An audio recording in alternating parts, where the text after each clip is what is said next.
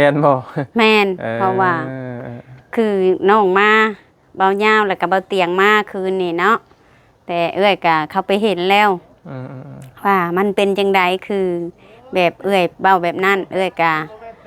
ะสิขอโทษขออภัยเบิดทุกคู่ทุกคนที่เข้าไปรับชมบ่ว่าในคลิปเบาเตียงหรือคลิปเบาเหย้าเนาะที่ว่าเอื้อยเว้าออกมาแบบนั้นแหละคือเขาคอมเมนต์มาว่าเป็นจังใดและเอื้อยก็เลยสิขออธิบายในคลิปส่งของเบาเหย้ากับเฉพาะชาวนางกับบริญาณว่าน้องกระแตรักนั่นรักนี่เนาะกับแบบว่าคนที่เขาอยู่นอกภายนอกเขาบ่ฮู้ชาวนางอยู่ติดกันพ่อแม่พี่น้องคือแม่ให้จะบอกก่อนนะเดี๋ยวความแบบเป็นอยู่แบบว่าบ่ฮู้ชาวนางมันก็แม่นว่าเขาคนบ่แล้วก็เดือนหน้าโอ้มันบ่เขาบ่มันเบิดหลายเดือนนี่จังได๋ก็เบิดได้นี่เนาะเขาเป็นลายจำได้ก็ต้องเบิดหลายเดือนนี่แม่นก็เฮาก็ต้องแบบเฮาพอมันถ้าเบิดเดือนนี้เพิ่นเอาเข้ามันบ่ทันได้เดือน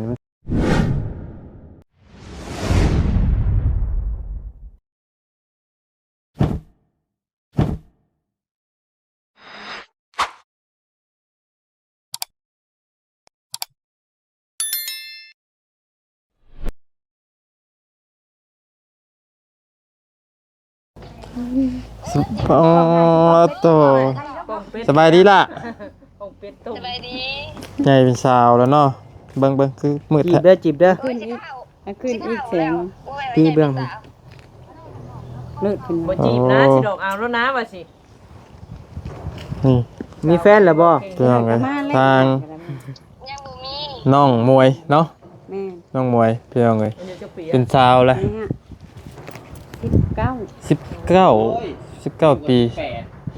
สำคัญกับน้องนิวเลยมักบ่นั่งได้บ่นี่ตุ้ยๆดำๆนี่เอาอยู่บ่ขาดองเท่าไหร่แม่ไปเท้าเอาดีบ่ว่าดีหุ่นเกินแล้วหุ่นเคินแล้วไปเท้าเนี่ยแล้วแต่สบายดีเด้อนางเด้อเปิดคลิปใหม่สบายดีเนาะพี่น้องสบายดีน้องนิวเนาะเขากำลังจีบสาวอยู่เด็กออกมาหลายปีแล้วพี่น้องเอ้ยที่บ่ได้พบบ่ได้พ้อกันเนาะสำหรับทางน้องหมวยกะพี่น้องจะเป็นสาวยังท่านมีครอบครัวตินั่งยังโสดอยู่ไปเฮ็ดเวียกหยังอยู่ล่ะอยู่เพิ่นน่ะโสดจีบเด้อไปเฮ็ดเวียกหยังฮะคือมีแต่คนเชียร์แท้นี่ห้านซักรีดโอ้อันมาบัดกลับมาแล้วคำว่าอยากให้ก็สิเฮ็ดคือละว่าคือเฮ็ดคือเพิ่นเฮ็ดอยู่บ่บัดบ่ได้อยากให้นะบ่แล้วไปสิไปเฮ็ดจักซั่นเนาะนิสัยบ่ดีนิสัยบ่ดีแล้วว่าพื้นเจ้าอยู่แล้วบ่พื้นนี่แล้วว่าถ่ายคลิปนั่งฮู้แล้วเอาถ่ายคลิปบ่เอาน้องมวยพี่น้องกะพวกแต่ละคนก็คือสิจำไรอยู่เนาะพี่น้องเอ้ยกะสำว่าเลี้ยงมาแต่น้อยคือกันพี่น้องเอ้ยอันนี้ก็ได้เนาะเจ้าเห็นเฮาตั้งแต่เฮาอยู่แสดงว่าตอนนั้นก็ยังน้อยๆประมาณก็45รุ่นเดียวกันบ่กับแต่เดียวกันเนาะเกิด2005โอ้ใช่รุ่นเดียวกันอันเดียวกันบ่แต่ก็คือว่าอันสาวปีนี้บ่21ปีนี้เขาสาวนี่แหละเดียวกันเนาะแม่เป็นสาวแล้วแต่วันยังมอนั่นยังบ่เห็นหมอน้อยนะจำได้แล้วตอนนี้คือสิสูงคือเฮานี่บ่สูงแต่แววสิแล้วเพิ่นนะฮักคนสูงจะจอยซะวันนี้น่ะโดยเอาคุยกับแม่ซั่นสละเด้อโดยเอารวยแล้วมายืมเด้อเงินนั่นไม่ยืมได้เงินน่ะได้หลายอยู่บ่มื้อได้สมาบ้านน่ะเดือนนี่แหละมาเวียกนี่บ่หรือว่าแล้วก็ไปใหม่เป็นมาต่อบ้านลำลูกกาไกลอยู่พี่น้องกันเนาะพุ่นละบ่ตัวก็ได้พี่น้องอยู่ไทยไปเบิดล่ะวันยาวเราก็ฮู้เบิดแล้วนะเอ้ยฮู้เบิดแล้วเนาะเขตประเทศไทยนี่เพราะว่าจักกลัวอยู่ลาวอีกเลยเอ้ยเฮานะบ่เห็นเว้าเลยดูจักอีละกะ บ่ได้ไปหับเอาซ้ำวันนี้หันรถจักรกับป้าให้เอื้อยอยู่พุ่น เป็นหยังบ่เป็นหยังเอ้าตอนแรกจังว่ากัน เป็นอย่างมาเอง อ๋อเออ ยังอะไรเตะตื่นกันบุ้มๆแท้ มีหยังเหรอ โหดแท้ไอ้ ฮะ ฟ้อง มัน แล้ว มัน นะ มันขึ้นน้ำรีบเกินนี่นะ โอ้4,000 2,000เอ็ด ว้าวกำลังประเด็นพี่น้องเนาะ โดยบัดนี้สิมาแก้ข่าวเด้อบัดนี้พี่น้องเอ้ยเนาะ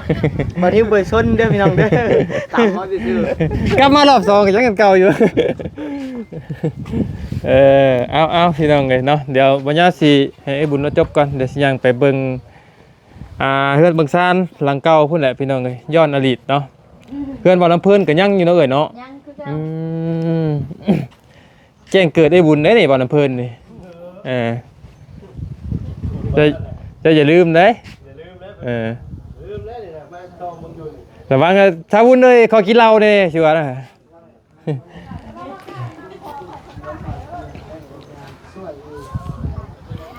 อ้าวพี่น้องเลยเนาะเราเพื่อนเราเนี่ยก็ได้นั่นนึงเนาะแต่บ้างหรอวะเอ้ยฮะ ฮู้อยู่ ฮะ สรุปแล้วก็เลยแล้วเนาะฮู้อยู่เนาะฮู้อยู่มันหักฮะแม่นมันคุมบ่ได้นี่แหละมันนั่นคุมไปปาดมันบ่อันนั้นมันบ่พักมันบ่ไข่ มันสิบ่ถือคนบ่ซะ ถือกันแหละตัวนี้หันคุมไว้ตัวนี้หันนี่อยู่นี่หัน เจ้าสิกินต้มไข่ละล่าได้ดิ นั่นเลยยังว่าคนอื่นก็สิเฮ็ดแล้วล่ะเขายังเอาเนาะ อันนี้ของหน้าของในพี่น้องเลยเนาะโอ้อันนี้คือเอาไว้เตือนสติเจ้าของบ่อยเลยเอาไว้เป็นครบจกจับได้เนาะ แม่นไว้อยู่นี่แหละ เรายังบ่ได้ยอมมากออกเลยพี่น้องเลยเนาะ มรดกตกทอด เข้าบ่อยู่หันด้วยเลย บ่ได้มีข้าว บ่ได้ยัง มีแต่เก็บถ้วยบวงแหละไว้ อันนี้คือเราไว้เตือนสติ เราไว้พี่น้องจักปีแล้วก็ยังบ่ได้มากออกเนาะนี่แหละพี่น้องเอ้ยจุดกำเนิดเนาะกับบ่ยาบ่หลายเทื่อแหละพี่น้องเอ้ยหลายถือว่าหลายเทื่อหลายที่เนาะสำหรับจุดกำเนิดกระตูบนี่แหละพี่น้องเอ้ยเนาะตอนนั้นก็เป็นสังกะสีนี่บ่เอ้ย บ่มุงหญ้า เป็นหญ้าเลยเนาะ แม่นมุงหญ้าแล้วบัดนี้แหละไปนอนตัดอ้อยแหละพอดีได้เงินออกมาแต่ชนอ้อยแหละชื่อช่องสีมามุง เพราะว่าเฮาไว้เครื่องไว้ของเนาะ แม่ ไว้เข้าไว้น้ำในตอนนั้น แม่เพราะว่ามันก็ยากแต่แรกๆก็มุงหญ้าแล้วก็เลยไปตัดอ้อยแล้วก็มามุงช่องสีบ่ได้หึงก็บ่ได้เจ้ามากับเอาเตียง โอ้ ท่านได้หึงใช่งง อันนี้ก็เป็นอีกครอบครัวหนึงพี่น้องเอ้ยเนาะทั้งน้องๆก็บ่ได้เคยบอกรับหลังว่าบ่ดีอย่างคั่นซี่ได้พี่น้องก็มีแต่ย่องตลอดทั้งไงนะ มีแต่โอ้ยพี่น้องไงเนาะคำว่าได้คือเราจะคนเบิดทุกคนคือสิดีเห็นนะบ่ได้คือเราก็ได้สักครึ่งหนึงของเราก็ยังดีเห็นนะพี่น้องไงเนาะเป็นเคสตัวอย่างเนาะก็ยังคือเก่านะพี่น้องมายามใดก็ยังคือเก่านะแบบว่ายังการต้อนรับน้องนุ่งก็คำบอกคำจาก็ยังจุดตั้งแต่วันนั้นมาฮอดมื้อนี้ก็ยังคือเก่า ยากแหละ อันนี้ก็สิเป็นเงินเราเติมเองพี่น้อง แม่ บ่ได้เกี่ยวกันเพราะว่าที่ทางสมาเฮ็ดให้ตะกี้ทางผู้ใหญ่เฮ็ดให้ตะกี้ก็บ่ได้ใหญ่น้อยๆหนึงพี่น้องพอนอนได้เนาะ โดยอันนี้แล้วก็เฮ็ดต่อเติมออกมาก็มีทางเงินแบบอ้ายใจดีเพิ่นแน่ช่วยมานำหั่นนะ เป็นความสามารถของเรานะพี่น้องบ่เกี่ยวกับทีมงานและอันนั้นเนาะ โดย เป็นความสามารถของเราหามาเองได้เนาะ โดย ถือว่าเก่งอยู่พี่น้องเนาะ จะเก่งบ่เก่งแล้วก็บ่ฮู้แหละบ่ยาวเอ้ย สู่ชีวิตเนาะ โดยก็ชุดชีวิตก็คือเอ้ยเว้าอันแหละเอ้ยก็อยากแบบเนาะคลิปที่เว้ามื้อนี้เอ้ยก็สิขอโทษขออภัยน้ำน้องน้ำนงน้ำแฟนคลับ FC หลายๆคนเนาะเพราะว่าเอ้ยก็เข้าไปเบิ่งเข้าไปอ่านเบิ่งคือ บ่ กั ฮ้อน นแทนบ่ แม่นเพราะว่าคือน้องมาเบายาวแล้วก็เบาเตียงมาคืนนี่เนาะแต่เอ้ยก็เข้าไปเห็นแล้ว ว่ามันเป็นจังใดคือแบบเอ้ยเบาแบบนั้นเอ้ยกะสิขอโทษขออภัยเบิดทุกคู่ทุกคนที่เข้าไปรับชมบ่ว่าในคลิปเบาเตียงหรือคลิปเบายาวเนาะที่ว่าเอ้ยเว้าออกมาแบบนั้นแหละ คือเขาคอมเมนต์มาว่าเป็นจังไดและเอื้อยก็เลยสิขออธิบายในคลิปส่งของบ่าวยาวกับเฉพาะชาวนางกับบริญาณว่าน้องกระแตรักนั่นรักนี่เนาะก็แบบว่าคนที่เขาอยู่นอกภายนอกเขาบ่ฮู้ชาวนางอยู่ติดกันพ่อแม่พี่น้องคือแม่ให้จะบอกก่อนนะเดี๋ยวความแบบเป็นอยู่แบบว่าบ่ฮู้ชาวนางอยู่ติดกันคือแบบว่าคันว่าชาวนางใจดำใจอำมหิตแบบบ่อยากดูแลแบบว่าบ่สงสารน้องเพิ่นนางก็ฮอดที่บ่ฮับเอาเงินแบบว่าเขาฝากไว้เฮ็ดบุญเฮ็ดทานนะบ่าวยังแล้วแต่เขาอยากจ่ายเบิดก็เรื่องของเขาแม่นล่ะว่าคันเฮาบ่คิดสงสารและเป็นหยังจังเว้าออกมาคือคืนนี้ในคลิปเนาะว่าคันถ้าว่าบ่อยู่ก็บ่ให้น้องอยู่เพราะว่ากลางเว้นบัดบ่อยู่สมมุติว่าน้องเขาสิบ่ฮู้หยังเด็กน้อยแม่นล่ะว่าบางทีคือเด็กไปลินเฮือนผู้นั้นไปก่อนปัดเฮือนบ่ได้ล็อกปัดคนอื่นเข้ามาเด้เพราะว่าเฮือนมันติดป่าแม่นล่ะว่าก็คือน้องเห็นนั่นแหละติดป่าติดดงเข้ามาสมมุติว่าเขาแบ่งเอาซะเข้ามันบ่มีอย่างอื่นแบ่งเอาเข้าไปซะทางอื่นก็แล้วแม่นล่ะว่าโดยก็บ่มีไห้มีนาเฮ็ดไห้เฮ็ดนาน้ำหมู่ก็อาศัยกินข้าวน้ำหมู่หั่นนะความคิดของบ่ได้ว่าบ่อยากให้น้องกระแตอยู่บ่ได้คิดแนวนั้นแต่เข้ามาแต่ละเทื่อบ่มีข้าวมาตอนนั้นค่อยกัดตักข้าวให้กินแบ่งแนวกินให้กินคำบ่เชื่อละถามเขาโลดคืออ้ายน้องกระแตก็ถามโลดคันว่าแม่นางจะมีข้าวบ่มีอยู่มื้อใดมีกระจกให้แต่แบบว่าพ่อแม่พี่น้องหลายๆคนเบิ่งเนาะแต่บ่เข้าใจแล้วให้เข้าใจชาวนางแน่ชาวนางผู้อยู่จุดนี้ชาวนางฮู้ดีว่ามันเป็นจังได๋ร้อยพ่อพันแม่เนาะเนาะบ่เป็นหยังก็เดี๋ยวเฮาเว้าได้นึงเนาะก็เห็นอยู่กับบ่เป็นหยังก็ต้องอธิบายได้นี่พี่น้องเนาะคือสำหรับส่วนตัวว่าเนี่ยว่าแค่เราให้เขามานอนอยู่บ้านนี่ก็ถือว่าสุดแล้วพี่น้องเนาะเพราะว่าคือสำหรับว่าเนี่ยกับพ่อฮู้ตับฮู้ไตน้องๆเพิ่นจักบ่มาจักปีจักเบิดจักขี่เบิดตดแล้วพี่น้องว่ากันตรงๆเลยพ่อฮู้นิสัยทั้งครอบครัวน้องๆเพิ่นอยู่เนาะแต่ทั้งแล้วฮู้เบิดแหละว่าอีหยังเป็นอีหยังเนาะพี่น้องเอ้ยการมันกับหลักการมันก็ถูกแล้วก็คือถ้าบ่อยู่ก็คือต้องให้น้องเพิ่นออกไปนำก็ถูกแล้วเพราะว่ามันโมเมนต์คนในครอบครัวเฮาเลยเด้พี่น้องมันก็สิเว้ากันตรงๆนั่นแหละพี่น้องเอ้ยนั่นแหละมันเกิดหยังขึ้นมาไผรับผิดชอบบ่มีเด้บ่มีพี่น้องก็เสียหายก็คือว่าเสียหายแม่นแล้วว่าก็บ่มีดอกมากมายอย่างอื่นบางทีก็เฮาก็เนาะคนเฮาก็คือเว้าอีหยังแล้วมันอีหยังก็คือกันแล้วถือเป็ดตัวนึงเหี้ยก็เอาก่อนน้องสิมาอยู่คือโมเฮียคำว่าสิเว้าพี่น้องอันนี้คือบ่เรื่องความเสียหายเด้ก่อนน้องเพิ่นบ่มาอยู่เป็ดข่อยคือบ่เฮียบัดพอเจ้าก้าวเข้ามาเฮือนซ่านเป็ดข่อยบ่เฮียอันนี้เว้าเรื่องความขี้ให้พี่น้องเฮากันไว้ดีแล้วเนาะ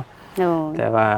ผู้คนบ่เข้าใจก็บ่เป็นหยังหรอกแต่ว่าส่วนมากก็บ่มีหยังหรอกส่วนมากก็มีบ่กี่คนนี่แหละเนาะแม่นก็ส่วนมากก็เพิ่นก็มีแต่ย่องเจ้าละลายเนาะแม่นเขาก็อยากให้ FC หลายๆคนเข้าใจนั่นแหละว่าอยู่ในสายเนาะก็ให้เข้าใจเฮาแน่ว่าเฮาบ่อยู่จุดนี้ค่อยก็ว่าค่อยดีที่สุดก็บ่ได้ว่าสิปากแบบนี้แนวนึงจิตใจแบบนี้คันเป็นแนวนั้นหั่นค่อยบ่ดูแลเขาช้ำนี้ค่อยก็ว่าค่อยก็เห็นก็สมมุติว่าค่อยเห็นครอบครัวนี่ก่อนจุมเจ้าอีกค่อยก็น่าสิฮู้ดีว่าครอบครัวนี่เป็นจังได๋แม่นล่ะว่ะถ้าเขาบ่ไว้ใจเราเขาบ่เชื่อมั่นเขาก็บ่เอาเงินฝากกับเจ้าอยู่นั่นแหละการที่เราเอาเงินมาฝากไว้ก็บ่แม่นว่าสิได้เก็บในตู้เราเลยพี่น้องเอ้ยเราก็ไปขึ้นในบ้านได้หยังข้างในให้ฮู้เป็นใจข้างในเนาะบ่แม่นว่าเราสิมาเก็บใส่กระเป๋าไว้บ่แม่นได้พี่น้องเอ้ยเราก็ต้องไปแจ้งให้บ้านไว้คือกันว่าเงินอยู่หั่นอยู่นี่มีผู้ใหญ่บ้าน2ปกส2มีลายเซ็นผู้บ้านเรียบร้อยแม่นการสิเอาเงินออกมาก็มีคลิปอีกเรียบร้อยเฮ็ดไว้คันท่าว่าแบบนั้นเลยบ่ไว้เพราะว่าเงินแม่นอยู่สมมุติว่าเจ้ากับนี่เชื่อใจกันเนาะมันบ่เข้าไผออกไผแต่อีกคนอื่นเขาก็สิบ่เข้าใจแบบซี่แหละบ่ยาวก็จังว่าเฮ็ดแบบเรียบร้อยละเอียดเบิดคือน้องก็แต่ก็ว่าสงสารเขาชุดๆแล้วคือแบบนี้คือเฮ็ดบุญนี่เนาะคือผู้ใหญ่บางคนเพิ่นก็สิบ่เข้าใจเฮานี่ทุกสิ่งทุกอย่างคือว่าได้เป็นคนแลนนี่คันว่าเฮ็ดนี่นับแต่ถ้วยบ่วงนับแต่น้ำในบ่วิทย์คือเก่าบ่วิทย์คือเก่านี่ตัวนี้แหละคันค่อยบ่มีน้ำใจหั่นค่อยบ่บ่นแล้วก็จบบ่แม่นญาติพี่น้องแม่นล่ะวะแม่นแหละเนาะค ก็ให้เข้าใจแบบซี่พ่อแม่พี่น้อง แม่น ชะนางอธิบายให้พัง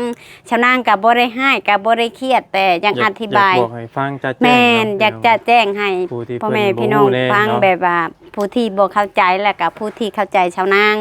แม่น ชาวนางบ่ฮู้ว่าชาวนางดีหรือบ่ดีชาวนางบ่ฮู้พ่อแม่พี่น้องแต่ชาวนางก็ว่าชุดๆซำนี้ดีได้ซำ ๆ ชาวนาง นี่ ดี แหละพี่น้องการซอยเหลือกัน คมขึ้น เพื่อมนุษย์เฮาเนาะก็สิให้เฮาซอยจังติตันใต้มันตลอดมันก็บ่แม่นแล้วพี่น้องเนาะ คือแบ แต่ บ เพราะว่าเฉพาะซุมเฮาก็เมื่อยแหละคือสิแหละเมื่อยนำแหละพี่น้อ คื ง อแบบข้าวน้ำนี่สมมุติว่าข้าวชื่อมันบ่พอชาวนางก็ต้องได้ไปชี้ข้าวชาวนางซอยอีกนี่ อืม ความคิดของชาวนางคิดไว้แล้ว อืม และบางอย่างเอื้อยคิดไว้แล้วกันถามว่าเงินชำนั้นสมมุติว่าเฮ็ดบุญมันบ่พออยู่แล้วปัจจุบันว่าได้น้ำนี่คันว่าชาวนางเป็นคนใจดำเนาะได้น้ำนี่เพื่อที่แล้วงานนี่ค่าไผเฮาขึ้นได้แต่ก็บ่เป็นหยังตอนยายก็บ่ได้เชื่อเด้อตอนยายแตวเสียไปเอื้อยก็ทำบุญไปเอื้อยบ่ได้เอาได้ ก็ ถ้า ซอย บุญ กัน ค่า ไป ปลา เนาะ นั่นแหละตัวใดซอยได้ ถ้าคิดแต่บางคนจักเขาสิซอยหรือบ่เนาะนะ แต่บ่ฮู้ แต่ว่าพื้นว่าคือบางคนสมมุติว่าเขาดีเขาสิซอยได้ชำชาวนางหรือบ่ก็บ่ฮู้พ่อแม่พี่น้องชาวนางซอยได้ชำซอยชำนี่แหละบางอย่างเอ้ยก็ได้อยากอธิบายให้เพิ่นฟัง โดย ว่า ไปใส่เอ่ยประมาณนั้นแหละเนาะ โดย ขอบใจหลายๆพี่น้องเอ้ยแต่มาหาเวลาหลายปกติพี่น้องไอ้น้องนงก็เราต้อนรับได้คือเก่าเนาะบ่ได้ว่าหยัง ก็คือแบบซี่แล้วนี่เนาะสมมุติว่านี่เอ้ยก็ห้ามเขาแล้วบ่ให้ขาย เพราะว่าขายแล้วเฮาก็บ่มีบุญอยู่แม่นล่ะวะ แม่นก็อันนี้ก็บ่ได้ติบ่ได้เตียนไปได้พี่น้องเอ้ย แลบ้านนี่เลยบ่มีไผเป็นหยังแต่ก็บ่มีไผเลือดร้อนพอชำใดเฮาสิขายหยังเอาคันว่าคิดดีแล้ว ทั้งว่า เพิ่นชื่อให้แล้ว ทั้งว่าจอยเราก็ยอมเบิดนะเพราะว่านี่ อ่า เราว่ามันสุดแล้วเราก็ นั่นแหละ บ่ได้ติบ่ได้เตือนบ่ได้ติผู้ใดเรามันเป็นน้ำตัวเราเองเราก็ยอมรับชะ นั่ ตาน ก แห รร ละ มเราเอง ข้อยก็ยังให้ถามว่ามันเป็นจังไดเอ้ยเคยห้ามบ่หรืออะไรให้ถามเราเองโลด แม่นๆเรา ตัวนี้ฮะ เราบ่ได้ติไผบ่ได้ว่าให้ผู้ใดเราเป็นน้ำเล่าเองเบิดทุกสิ่งทุกอย่างขึ้นอยู่กับเราเบิดเราฮะถามจากปากเราว่านี่ก็ยอมรับชะตากรรมตัวเองเนาะ โดย ก็คือเฮาเว้ากันนั่นแหละพี่น้องเนาะเฮือนซ่านน่ะที่จริงมันบ่จำเป็นต้องขายใช่เนาะสิไปเช้าสิไปเฮาบ่มีหม่องอยู่หม่องส้นหม่องเช้ากลับมาอยู่เฮือนอยู่ซ่านเฮาก็อีกคือเก่าเคยข้างไร่นะเนาะแต่ว่าก็ถือว่าสุดๆแล้วแหละเมื่อยแล้วเนาะพี่น้องเอ้ยสำหรับครอบครัวเรานี่เฮาก็ยอมแหละเลย แต่ ติน้ำไต้น้ำตั้งแต่ยุค แต่อยู่กับตูบนั่นเนาะ แม่นตั้งแต่ว่ายุคลำบันเนาะ แม่นอยู่ในดินอยู่ตูบน้อย แม่นถามมาบ่ยาวนี่มีหยังซอยหลายอู้หลายครอบครัวนี่ก็ป่ะเฉพาะช่องบ่ยาวนี่ก็ป้าตอนแม่เราเสียนี่ก็ป๊ะตอนนั้นทั้งแม่พ่อแม่เพิ่นส่งมา300 400เหรียญมาให้กินหมูกินทานน้ำนี่บ่แม่นง่ายพี่น้องเอ้ยเนาะแต่ว่าพฤติกรรมน้องๆเพิ่นก็ที่เห็นนั่นแหละพี่น้องเอ้ยเนาะก็เพราะเป็นหยังมาเพิ่นก็ยอมรับชะตากรรมเพิ่นเองปานนี้ ๆแม่ พี่น้องเอ้ย แม่ เฮาซอยได้ซ้ำนี้แหละเนาะ แม่ ต่อไปเนี่ยก็มีแต่เว้นแต่กรรมของน้องๆเพิ่นเนาะ นั่นแหละคือเอื้อยกะช่วยได้ชำเอื้อยช่วยนี่แหละต่อไปมันก็คือว่าแล้วเนาะเฮาก็ได้ เพราะว่าตามจริงตามเพื่อนตามซ่านนี่เราบ่น่าขายช่ำนะพี่น้องครับเนาะ นั่นแหละ แม่นอยู่บ่ขายเฮ็ดบุญเฮ็ดทินก็มันบ่จำเป็นปานนั้นนะเนาะ แม่ หาบ่ได้ก็บ่เฮ็ด แม่ ยามหาได้จังเฮ็ดนะมันบ่ได้คือดินเด้ดินนี่กินบ่บกจกบ่ลงพี่น้องเนาะนี่ได้ก็ขายเพิ่น50,000พร้อมเพื่อนพร้อมซ่านนี่เอาแม่บัดนี้แสนนึงเราสิเอาบ่ เดี๋ยวบ่ฮู้น้ำเขาแล้วเนาะ สม แส มุ น ตินะสมมุติ นั่นแหละแสนหนึ่งเขาสิขายหรือบ่ สิทธิของเราเนาะ อ่า สิทธิของเรา เขาก็สิบ่ขายเด้อ ไผซื้อไผก็ต้องการ คัน กำไรอยู่ คัน แล้ว สมมุติคือเอื้อยก็สิบ่ขายได้นี่สมมุติว่าหั่นนะคันเอื้อยชื่อก็ได้ก็สิบ่ขาย เป็นสิทธิของ อีก ไผของมันเด้พี่น้อง แม่ เราซื้อแล้วนี่เราบ่ให้อยู่ก็มันเป็นสิทธิ์ของเพิ่นหลาย ที่เพิ่นบ่ได้เลยพี่น้องไอ้ตัวนี้ นั่นแหละพอกะว่าต้องเข้าใจกันเนาะ คือสำหรับทางตาจอยมานี่สิมาว่าบ่ให้นอนนึงคันที่มันบ่ได้นะพี่น้องเราก็ต้องรับชะตากรรมมาบ่ให้อยู่ก็คือบ่ให้อยู่บ่ได้เนาะคำเพิ่นต่อให้เพิ่นบอกว่าบ่ให้อยู่นี่บ่มีไผอยู่ก็ยังเพิ่นบ่ให้อยู่ก็มันเป็นสิทธิของเพิ่นมันเป็นดินเพิ่นเลย นั่นแหละ เป็นสิทธิ์ของเพิ่นมันสิว่าเพิ่นแรงน้ำใจมันบ่แม่นเพิ่นซื้อไว้เพิ่นแหละมันนี่มันบ่ได้เกี่ยวกัน เฮาปันมีเบิดแล้วเนาะ แม่ ปันเฮาปันไปเฮ็ดเฮาเองหั่นนะก็อยู่ก็เฮาก็ช่วยบ่ได้แล้วก็คือแบบสมมุติว่าก็คือเอื้อยยังเคยเว้ากับเจ้าว่าเอื้อยนี่เป็นคนตรง สมมุติว่ามาอยู่น้ำเฮาก็เนาะก็อยู่ได้ก็ดำมือช่องมือแล้วแม่นล่ะว่าเจ้ากันที่อยู่แบบยาวๆมันก็บ่ได้สมมุติว่าสิมาขออยู่นี่ตะจอยอยู่ก็สิอยู่ได้อยู่ยานเฮ็ดบุญแล้วสมมุติว่าเนาะทิศช่องทิศหั่นนะเอ้อยก็สิโทรไปหาน้องก็สิเว้านํเขาแต่คันสิไปอยู่กายหันเอ้อยก็รับบ่ได้เพราะว่าบ่เป็นของเอ้อยแต่ของเอ้อยมันก็รับบ่ได้แม่นล่ะว่าบัดยาว โดย เฮาแต่เอ้ยน้องกันยังอยู่นํกันบ่ได้ให้คิดแบบนั้นแหละเนาะก็บ่ฮู้ว่าเฮาแรงน้ำใจบ่หรือก็บ่แรงน้ำใจอันนี้เอ้ยก็บ่ฮู้เด้อ โอ้ยเฮาว่าสุดแล้วเอ้ย เอ้ยก็บ่ฮู้ สำหรับเฮาว่าสุดแล้วเนาะดีได้สุดเลยเด้อเนาะ โดยโดย ย่องอยู่เฮาย่องอยู่ขอบคุณขอบใจหลายๆ โดยโดยโดย สู้ๆเนาะ โดย เดี๋ยวเฮาสิไปเบิ่งเฮือนเบิ่งซาน โดย ทางเพื่อนหลังเก่าแล้วก่อนพี่น้องเลยเนาะสำหรับเพื่อนหมอลำเพิ่นนี่เนาะไปเบิ่งแล้วบ่อันนั้นน่ะเพื่อนหมอลำเพิ่นน่ะเจ๊เกิดสบายดีละ โดยสบายดีน้องไปขอนี่แหละบ่ยังเปิ๊กว่ามีคนอยู่บ่ว่ะทักทายอยู่เด้บ่าวสิไปบ่บัดนี้ กะ ระวังได้ไปผู้เดียว เราเบิ่งเท่านี้แหละเนาะสิเนาะบ่ย่านหรอก นะบ่ย่านดอกว่ามื้อคืนนี่คือบ่ไปซะ โยนั่งกุดโพดอยู่บ่ยาว ขอกินเหล้าเด้ โอ้ยแล้วเห็นเนาะ ไปหากินน้ำก่อน นะ เอานี่สิมาผัดกะเพรา4สรอง สลองเลยเนาะ สรองก็เป็นอิสระ บ่สลองหรือแบบเบิดเนาะ จะว่ากับอ้ายเด้อ โดยเป็นอันอ้ายเจ้าบ่จะอยู่ตอนนี้นะย่ามายังนี่มาเลยถาม อ้ายบ่ฮู้แล้วน้องเลยว่ามาหยังกินได้บ่อันนี้มันต้องกินได้ที่เราถึงปลูกเนาะคือหมากกะโรน ใบมันกินได้ดิ หมากกะโรนกินได้บ่ล่ะ กินได้หมากไวมันกินได้หมากมันก็ต้องกินได้ไอ้คิดได้นะนั่น แม่ นะ นางแม่นางแม่มากมันกินได้บ่นี่มากระโดนบ่เอาบ่ยาวกินเบิ่งก่อน มันก็แค่นหมากกะโรนเนาะมีแต่ว่าน้องล่ะนอนอยู่เพื่อนอยู่ซ่านน้องอันทั้งแม่นางเพิ่นก็บ่ได้ติบ่ได้เตือนเพิ่นติเพิ่นดีเบิดทุกอย่างอยู่แล้วว่า แม่ก็บ่ได้ ก็ดีกับเจ้าอยู่แล้วว่า จังแดได้มาแม่ แต่ว่าแม่ จังหน่อยเฮ็ดบุญเฮ็ดศีลนี่ก็บ่วิตเราอีกนี่ ก็ต้องเพิ่นคือเก่าเลยแบบเฮาลงไปอยู่พุ่นก็มีก็ให้เพิ่นเลยคนครัวว่ามื้อนั้นมื้อนี้แล้วก็สิได้ลงมาขึ้นมาที่เก่านะ ก็พังเบิ่งพี่น้องเอ้ยเนาะมื้อเฮ็ดบุญเฮ็ดศีลเนาะวันที่หยังก็จะว่านะ พอมาวันที่ให้พอมานะวันที่25หากวันที่25ยังบ่ได้เฮ็ดดอกบุญนะเพิ่นมาถามก่อน มื้อเฮ็ดบุญเฮ็ดศีลก็ปรึกษาทางอ้ายๆเพิ่นนำเด้อก็ปรึก สิให้เพิ่นทางนี้นะ ปรึกษาหารือเพิ่นนำแล้วว่าอ้ายเอ้ยฮอดเพิ่นเฮาสิเฮ็ดบุญเฮ็ดศีลนำแม่เนาะเพื่อมีทางออกเพื่อมีซอยน้ำซอยในหั่นแหละเด้อบอกเพิ่น ได้ยินแม่นางว่าเดือนนี้แม่นวิทย์เดือนนี้ก็บ่ได้ก็เป็นเดือนนะเพราะว่าทางป้าก็สิมาเฮ็ดนำเด้เอื้อยของเพิ่นนะบ่ยาวเคยเห็นติ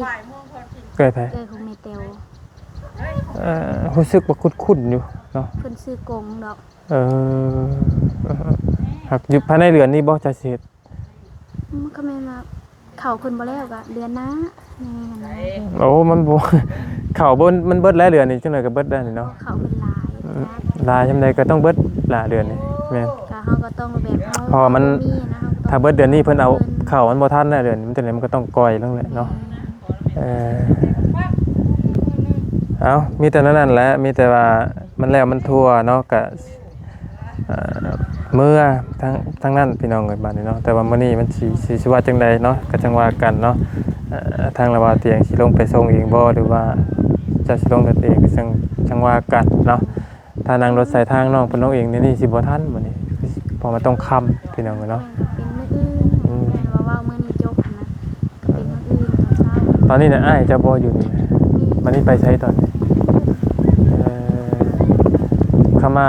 คือเพิ่นบ่ให้อยู่นี่ก็อ้ายเจ้าก็เป็นไปเนาะได้เฮ็ดคือกัน ให้เพิ่นไปหาเฮ็ดเวียกนั่นแหละเพิ่นก็ใหญ่แล้วหั่นนะ ก็ต้องเอาตัวรอดตัวเองนะเพราะว่า ตัวผู้เดียวเด้ ผู้ชายต้องเอาตัวรอดลูกผู้ชายคำว่าสิเว้าตรงๆก็โอ้พี่น้องเอ้ยใหญ่เบิดแหละเนาะความคิดความอ่านใหญ่เบิดแล้วแต่นั่นแหละ คือเราขึ้นผู้ชายก็มันก็บ่แม่นว่าผู้คนเลยสิเอาตัวเองรอดนะ ก็มันก็ต้องรอดแหละน้องเอ้ยเพราะว่า กับเลือด ชุมโตพากันเฮ็ดได้สัชุมโตพากันเฮ็ดโตเจ้าของเองเนาะทางครอบครัวพากันเฮ็ดกันเองแล้วก็ต้องรับความเป็นจริงนั่นแหละเนาะคือระบาเว้าแล้วเฮาเฮ็ดโตเฮาเองเด้ ถ้าแม่นว่าคนเฮาแม่นมันบ่ตายมันหาได้นะคิดเอาซำนั้นแล้ว คิดเท่านั้นแหละเนาะก็เป็นมุกเป็นใจไหมบัดนี้เด้อ คิดไหม ระบาเว้านะระบาก็บ่ได้มีหรอกแต่ว่าระบาก็บ่ได้มีซ้ำคนอื่นซ้ำหยังหรอกแต่ว่าเฮาก็ต้องอยู่เอาตัวรอดให้ไล่ล่ะ แม่นพออยู่พอกิน พออยู่พอกินคือระบานี่ก็บ่ได้ถึงว่ารวยบ่ได้ถึงว่ามีเด้น้องเอ้ยแต่ว่า แบบ เฮาก็บ่ได้เลือดร้อนผู้ใดนะเฮากุมปากกุมครอบครัวเองเฮาก็มีความสุขแล้วน้องเอ้ย นอ เนาะ นความเฮาสู่นี่ แม่นแค่เฮาอยากเห็นเฮาเห็นหมู่ไร่นั่นนี่เฮาก็บืนอยากได้คือหมู่แหละเนาะ ต้องเฮ็ดใหญ่ถ้าแม่นว่าสิถานะไผ เออ แม่ก็บ่มีเลย แล้วมัน บ่เตียงมาแล้ว เอาโอเคสามีแต่นั้นแหละทางไอเตียงเพิ่นมาแล้วก็ทางระบาวสิได้จบคลิปก่อนเด้อมีแต่จังว่ากันพี่น้องก็คือสิรู้เลือดไปพ่อกันอยู่บ้านโน้นสันผู้ใดเนาะเอาสบายดีซะน้องล่ะโดยวันนั้นเพิ่นได้ดีเด้อล่ะเด้อเอาโอเคพี่น้องเอ้ยขอบคุณอันนี้ก็สิเป็นบ้านเฮือนซ่านเก่าของน้องเพิ่นเนาะขอบมุกขอบใจหลายๆพี่น้องเอ้ยที่ติดตามรับชมเนาะนั่นแหละก็ฝากติดตามในเด้อพี่น้องเด้ออยู่ดีมีแฮงเบิดกุสุสู่คนเนาะอันนี้ก็สิเป็นห้องน้ำห้องในก็บ่แล้วเนาะอยู่ดีมีแฮงไปละพี่น้องเอ้ย